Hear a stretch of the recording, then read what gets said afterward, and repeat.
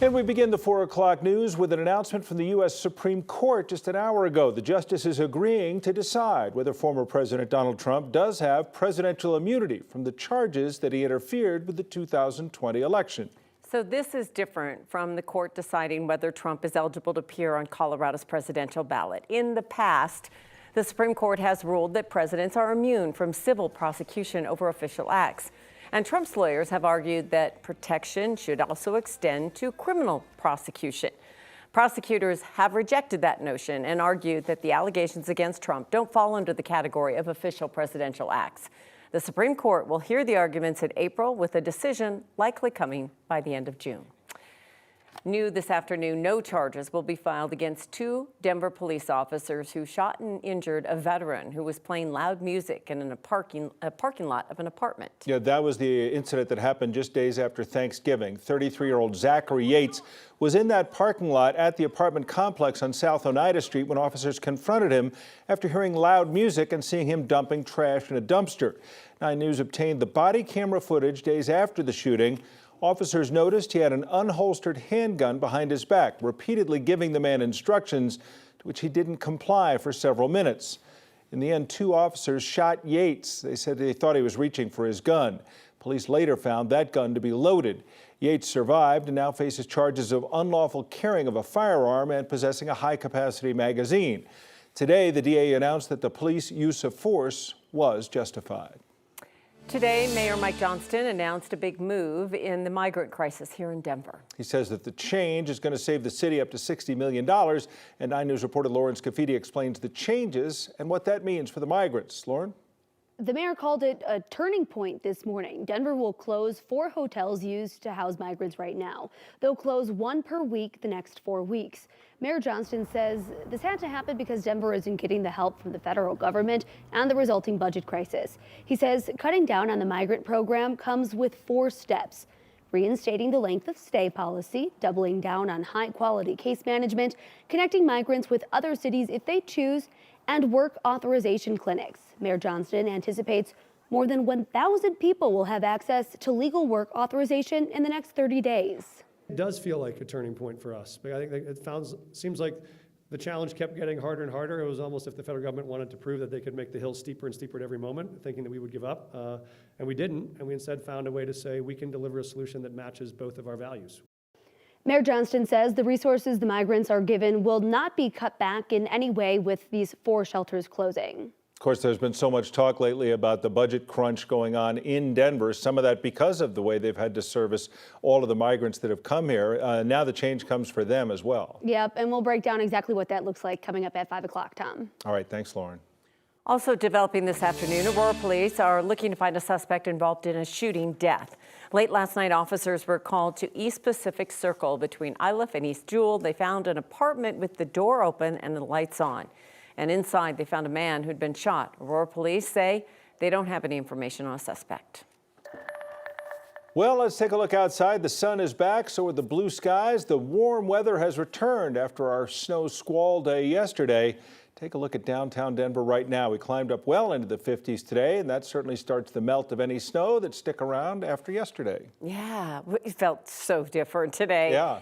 We needed that little squall with some of the fires down in Colorado Springs, Kathy, but a lot of people were caught by surprise. It was nasty driving. And you guys, wasn't it fun to drop some weather knowledge on folks? I mean, everybody, all of us learning more about snow squalls and what they mean and what that means for you when you hear one is issued for your area. Right. So, not so much here in Colorado. Yeah. You know, they're dropping really, knowledge. Yeah. Dropping some knowledge. It was cold today, you guys. When the sun came up outside, our temperature at DIA was 12 degrees. I mean, it was big ice balls on the horses' hoofs this morning, trying to pick those out so they could walk instead of walking on little balls. It was bitter cold at sunrise, but you know what? As Tom mentioned, it really turned around. This weather whiplash, we went from the cold, the wind, the snow, the temperatures in the 20s to sunshine and 50s in Denver, and improved travel on I-70 this afternoon. And wow, does it look pretty up there at Loveland with all of that fresh snow. Temperatures this hour, 55 degrees in Denver. That is above the average of 47. And many of these numbers about 5 to 10 degrees warmer than where we typically are this time of year. Still dealing with some wind. Nobody likes the wind. It makes you crabby and it can be dangerous. dangerous. Cheyenne's got a gust of 44, Blackhawk, Broomfield, Loveland Pass. There's still some wind to deal with out there. But all in all, when you look at the radar and satellite composite, not much happening right now, and I think people are okay with that. You guys, good news. We have a little area low pressure. It's heading for central Texas. They're dealing with catastrophic wildfires right now. Rain is on the way for parts of that state. Coming up, I'll talk more about that and the system coming on shore into Portland and Seattle. It's going to stay away from Colorado for a few days, so we're actually looking really good. You can make your plans through Saturday. Things start to change for us over the weekend. Beautiful evening, 50s now, 40s after sunset. Coming up, a mild and comfortable evening, a warmer day Thursday, and then, oh yeah, the little weekend storm. I'll have more on that coming up. It's now been more than a week since thieves vandalized the Martin Luther King Jr. statue in City Park. Now we're learning how long it's going to take to repair and restore it. It's pretty special, and it's not something that can happen overnight. The artist says it's going to take 3 months. Police are looking for 2 suspects they say are responsible. 9 News reporter Janelle Finch joins us from City Park with the next steps. Janelle? Tom, Kim, artist Ed Dwight says he was heartbroken when he heard about the vandalism at the statue. But now with the pieces back in his possession, he's ready to use those emotions as fuel to get this memorial repaired.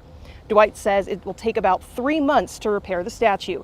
Police say 3 bronze pieces were taken during the night of February 18th. The pieces were recovered from a scrap company, leading investigators to believe the motive of the crime was money. It is not believed this was a hate crime. Regardless of the vandals' reasoning, former state representative and Denver's former First Lady Wilma Webb says these crimes cannot continue.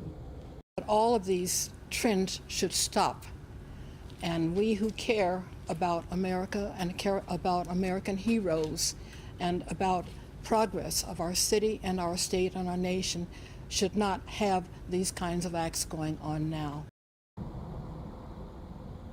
Webb says a fundraiser has raised more than $10,000. The money from that fundraiser is going to be used to help repair the statue, as well as add some security in the form of cameras and lighting around the statue. And that's something I'm sure a lot of people have been asking for, given what this was, how special it is, how hard it is to replace, and so many people committed to fixing it. Absolutely. The artist says that it was just too easy for these people to come in and take these pieces off the statue. So there are some preventative measures that need to go in place once the statue is back up. Okay, thanks, Janelle. News today from RTD. They're planning a major reconstruction project, reconstructing miles of light rail tracks right in downtown. The first phase starts in late May, and that's going to cost some $152 million. It will also force all D and H trains to be rerouted to Union Station, and it's going to impact the L line as well. That's the one that connects the 30th and Downing Station to the downtown loop. So the L line is going to have to be suspended there. There are also 5 downtown stations facing service changes. All that specific information now available for you at 9news.com.